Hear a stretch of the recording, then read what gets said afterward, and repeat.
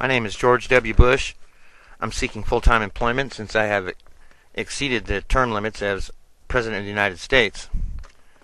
First, my family background. I'm the son of a Nazi. I'm the grandson of a Nazi. My grandfather, Prescott Bush, helped finance Adolf Hitler and had his holdings seized during World War II for collaborating with the enemy. My father was involved in the John F. Kennedy assassination and successfully stifled the investigation into JFK's murder. My father, my grandfather, and myself are all lifetime members of the secret society Skull and Bones, and have been so since 1917. I can't tell you anything more about that because it's secret. My family and I have a long history of subversion, murder, plunder, and war profiteering. With my father's help, I was able to avoid combat during the Vietnam War as an Air National Guard pilot and in fact went AWOL during a time of combat. My past work experience includes running for Congress and losing. I produced a B-rated Hollywood slasher film. I bought an oil company but couldn't find any oil in Texas. The company went bankrupt shortly after I sold all my stock. I bought the Texas Rangers baseball team in a sweetheart deal that took land using taxpayer money. And the biggest move was to trade Sammy Sosa to the Chicago White Sox.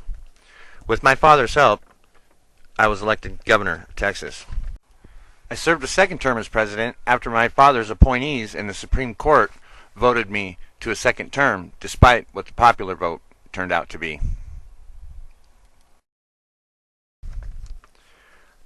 I set an all-time record for the biggest drop in the history of the stock market. I'm the first president in decades to execute a federal prisoner. The first president in U.S. history to enter office with a criminal record. The first year in office set an all-time record for most days on vacation by any president in U.S. history. After taking the entire month off for vacation in August of '01, me and my co-conspirators perpetrated the most horrific false flag in the history of man, resulting in the deaths of nearly 3,000 U.S. citizens, 350 New York City firefighters. I signed Executive Order 199 IWF, which kept the FBI from exposing our operatives and our plans. I and my co-conspirators also were able to successfully hamper the U.S. Air Force, the North American Aerospace Defense Command, so that our plans could go forward. Then I took a page from Hitler's playbook and the Reichstag fire and used that false flag event as justification to plunder the resources of two nations and commit genocide on their populations. This also includes the death of over 5,000 U.S. service members and nearly 1 million women, children, and private citizens of those two countries. In the 18 months that followed that false flag event, I was able to stifle any public investigation. When the public outcry reached a pitch to where I could no longer stifle the investigation, I appointed one of my White House insiders, Philip Zelikow, as the executive director of the commission that investigated that false flag event, and thus was still able to foil any investigation. My vice president was able to earn over $30 million from the no-bid contracts in Halliburton for that false flag event. My father also made millions from his holdings in the Carlyle Group. I then created the most costly and cumbersome federal bureaucracy ever created, the Department of Homeland Security, then appointed a dual Israeli-American citizen as secretary who promptly deported the majority of the Israeli suspects so they would not be subject to investigation. That same Secretary of Homeland Security, Michael Chertoff, also authored the Draconian Patriot Act so that we could stifle dissent domestically. So if ever you need another Pearl Harbor, I'm your man. I cut employment benefits for more out-of-work Americans than any president in U.S. history.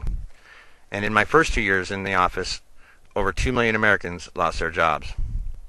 I set the record for most campaign fundraising trips. I set the all-time record for most foreclosures in a 12-month period. I appointed more convicted criminals to administrative positions than any president in U.S. history. I set the record for the least amount of press conferences than any president since the advent of television. I signed more laws and executive orders amending the Constitution than any president in U.S. history. I presided over the biggest energy crisis in U.S. history and refused to intervene when corruption was revealed. I presided over the highest gasoline prices in U.S. history and refused to use the national reserves as past presidents have. I cut health care benefits for war veterans and 9/11 first responders. I set the all-time record for most people worldwide to simultaneously take to the streets to protest me, 15 million people, shattering the record for protest against any person in the history of mankind. I dissolved more international treaties than any president in U.S. history. My presidency is the most secretive and unaccountable of any in U.S. history. Members of my cabinet are the richest of any administration in U.S. history. The poorest multimillionaire, Condoleezza Rice, has an Exxon oil tanker named after her. I'm the first president in U.S. history to have all 50 states of the Union simultaneously go bankrupt. I presided over the biggest corporate stock market fraud of any market in any country in the history of the world. I'm the first president in U.S. history to order a U.S. attack and military occupation of a sovereign nation. I set the all-time record for biggest annual budget spending increases, more than any president in U.S. history. I'm the first president in U.S. history to have the United Nations remove the U.S. from the Human Rights Commission. The first president in U.S. history to have the United Nations remove the U.S. from the Elections Monitoring Board. I removed more checks and balances and have the least amount of congressional oversight than any presidential administration in U.S. history. I rendered the entire United Nations irrelevant. I withdrew from the World Court of Law, refused to allow inspectors access to U.S. prisoners of war, and by default no longer abide by the Geneva Conventions, and approved torture of those prisoners. The first president in U.S. history to refuse the United Nations election inspectors during the 2002 U.S. elections. The all-time U.S. and world record holder for most corporate campaign donations. My biggest lifetime campaign contributor presided over one of the largest corporate bankruptcy frauds in world history, Kenneth Lay from Enron. I spent more money on polls and focus groups than any president in U.S. history. I'm the first president to run and hide when the U.S. came under attack and then lied saying the enemy had the code to Air Force One. I took the biggest world sympathy for the U.S. after 9/11 and in less than a year made the U.S. the most resented country in the world, possibly the biggest diplomatic failure in U.S. and world history. First U.S. president in history to have a majority of the people of Europe, 71%, view my presidency as the biggest threat to world peace and stability. I changed U.S. foreign policy to allow convicted criminals to be awarded government contracts. I set an all-time record for number of administration appointees who violated U.S. law by not selling huge investments in corporations bidding for government contracts. I failed to fulfill my pledge to find Osama bin Laden dead or alive.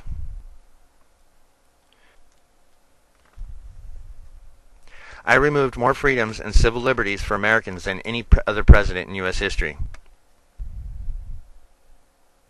In a little over 2 years, I created the most divided country in decades, possibly the most divided the U.S. has ever been since the Civil War. I entered office with the strongest economy in U.S. history, and in less than 2 years turned every single economic category heading straight down. I have at least one conviction for drunk driving in Maine. My Texas driving record has been erased and is not available. And I refuse to take a drug test or even answer any questions about drug use. All records of my tenure as governor of Texas have been spirited away to my father's library, sealed in secrecy and unavailable for public view. All records of any SEC investigations into my insider trading or bankrupt companies are sealed in secrecy and unavailable for public view. All minutes of meetings for any public corporation I served on the board of are sealed in secrecy and unavailable for public view. Any records or minutes from meetings that I or my vice president attended regarding public energy policy are sealed in secrecy and unavailable for public review. And shortly before leaving office, I plundered the U.S. economy for $800 billion. For personal references, please speak to my Nazi father, George H.W. Bush, or Uncle James Baker. They can both be reached at their offices at the Carlyle Group for War Profiteering. As you can see, if it's plunder, murder, mayhem, assassinations, war crimes, and subversion on your agenda, you can see that I have the pedigree, the experience, and the connections to get the job done. My name's George W. Bush, and I'm looking for a new job.